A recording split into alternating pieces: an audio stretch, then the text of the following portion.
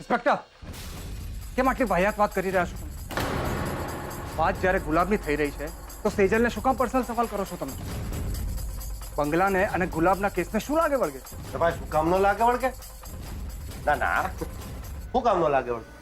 હે સમજાવું ના ભાઈ, કેવું છે ને કે પર્સમાંથી જો પૈસા ચોરાય ને તો પર્સને ન પૂછાય કે તું ક્યાં પડી ગયું, તું તારી અંદરથી કોણ કારીગરી કરી ગયું. તો પર્સને થોડું પૂછાય, એના માલિકને પૂછવું પડે.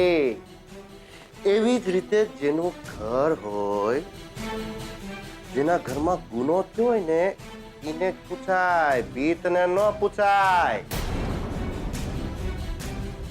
વાડી રે ભાઈ વાડી, બોલો દલા તળવાડી, રીંગણા લવ બે ચાર, યોને 10 પાર. હાલે સારસની સારસી, બોલવા માંડ. ક્યાં ઓરડે ગોંધી રાખ્યો તો ગુલાબને? મેં કહ્યું ને ઇન્સ્પેક્ટર, અમે ગુલાબને પકડીને નહોતો રાખ્યો.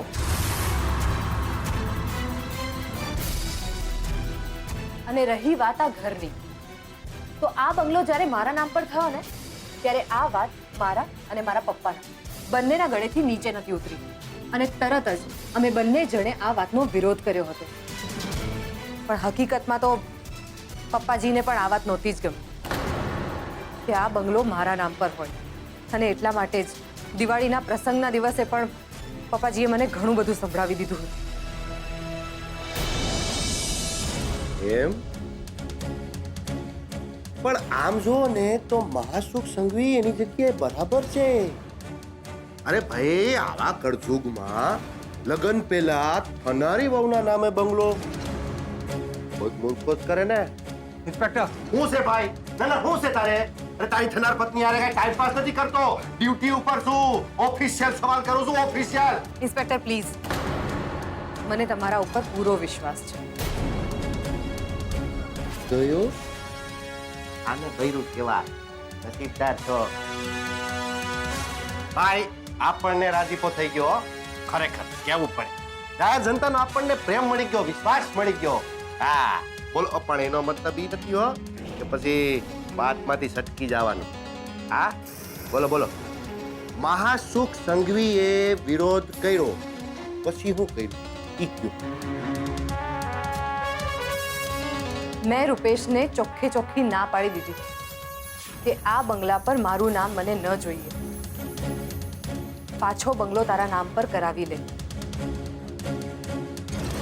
પણ આજે અચાનકથી જ રૂપેશે આવીને મને એમ કહ્યું કે પપ્પાજીએ પોતાના વિરોધના વાવટાને પાછા ખેંચી લીધા છે,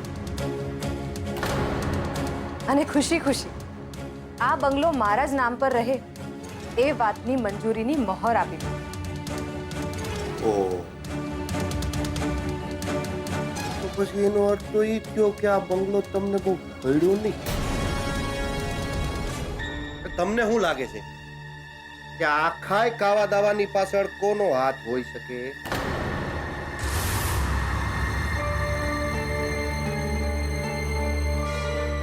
અરીસા જેવી સ્પષ્ટ વાત છે,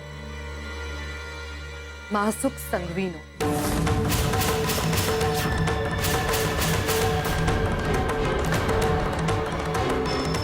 સેજલ, તું આ શું બોલી રહી છે?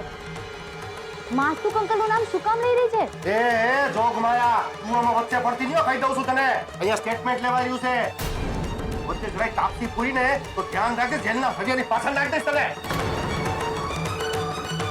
ને ઓ સારસની સારસી, બોલવા માંડ ને ભાઈ. હા, પછી મહાસુખ સંઘવીને તમે વિરોધ કર્યો, એની ઉપર તમને શંકા છે. પછી આગળ શું ઈ સમજાઈ ગયું. પછી બીજા કોઈ ઉપર શંકા છે?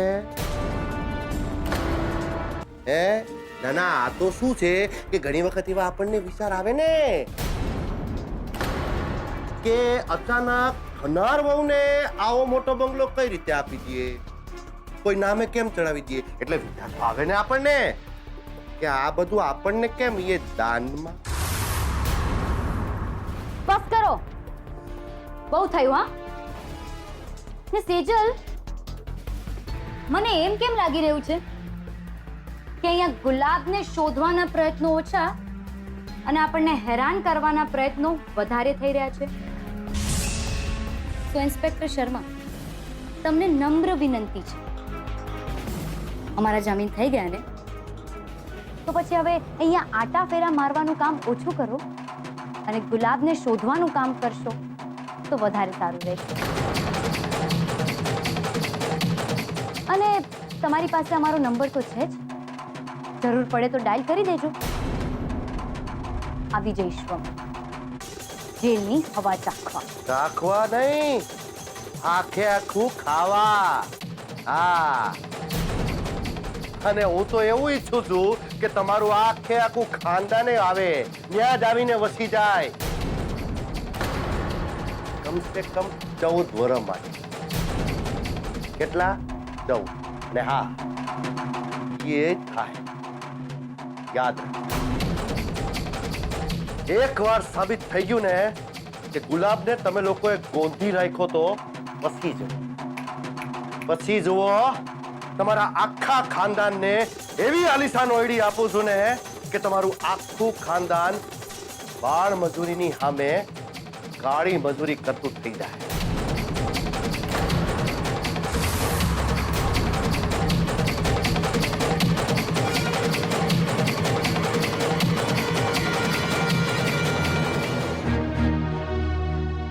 ચાલ, તું આ ઇન્સ્પેક્ટર શર્માને શું કહી રહી હતી? તને ખબર નથી ને કે એ કેવો માણસ છે? અને તોય પાછી ક્યારની વાત ક્યાં કરી રહી છે, અને એ ઓછો નથી. અને પાછી તું એની સામે માસુક અંકલનું નામ લે છે. હા, કેવી વાત કરે છે તું કિંજલ? મને જે સાચું લાગ્યું ને એ જ મેં કહ્યું છે, અને તારે આ વાત ના માનવી હોય ને તો ના માનીશ, પણ મને બરાબર સમજાઈ ગયું છે કે આ બંગલો મારા નામે કરવા પાછળની જે રમત રમાઈ ગઈ છે ને, એની પાછળ ફક્ત પપ્પાજીનો એકલાનો હાથ નથી, બીજા કોઈની પણ બરાબરની ભાગીદારી છે.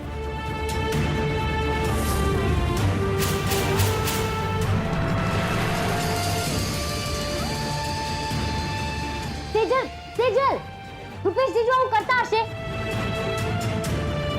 પસ્તી ગયું છે આ છોકરીનું. હે ભગવાન! રૂપેશ જીજુ, તમે તો કંઈક બોલો.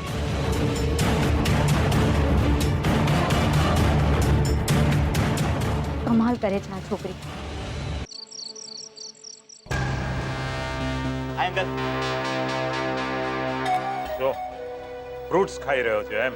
ક્યાં અંકલ, સાથે સાથે કિંજલનો માર પણ તો ખાધો. બાકી એ કોણ છે ત્યાં? કોણ છે અંકલ? ક્યાં ગુલાબ તો શું?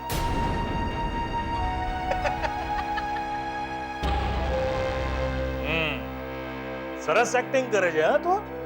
અરે શું એક્ટિંગ અંકલ,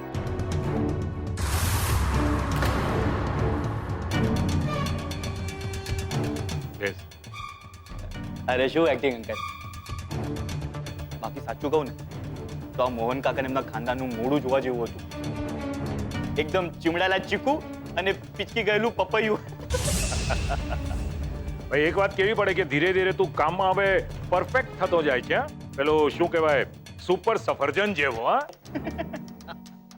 ને એના બદલામાં મારે તને સ્પેશિયલ ગિફ્ટ આપવી પડશે. હા, તું તારો હિસાબ કરવા માટે કાલે ઓફિસમાં આવવાનો છે, છતાં પણ મેં હવે નક્કી કર્યું છે કે મારા દરેક કામમાં તારી હાજરી અને તારો ભાગ રહેશે. અરે અંકલ શું વાત કરી છે. અરે આવું બોનસ મળે ને તો 10-15 કોલ કરી નાખું કે ગુલાબ અહીંયા છે, ગુલાબ ત્યાં છે.